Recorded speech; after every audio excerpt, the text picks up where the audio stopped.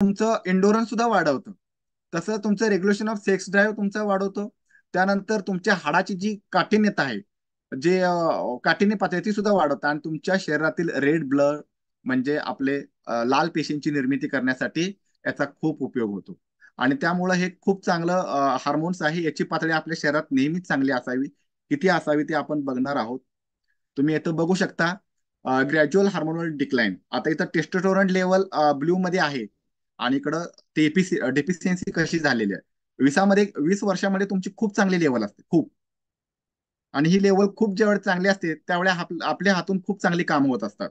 आपण कशालाही घाबरत नसतो या वयामध्ये. तुम्ही बघितलं असाल, धाडस तर इतकं असतं की खूप धाडस असतं आपल्या वयामध्ये. आणि जसं जसं वय वाढत जातं तस तसं म्हणतो आपल्यात सामंजस्यपणा आला असतं, की आपण कुठल्याही गोष्टीला बऱ्याच वेळा आपण कानाडोळा करायचे प्रयत्न करतो. याचं कारण हे असतं की आपल्या त्यावेळेस टेस्टोस्टेरोनची पातळी कमी असते आणि आपण काय करतो, सामंजस्यपणा वागण्याचा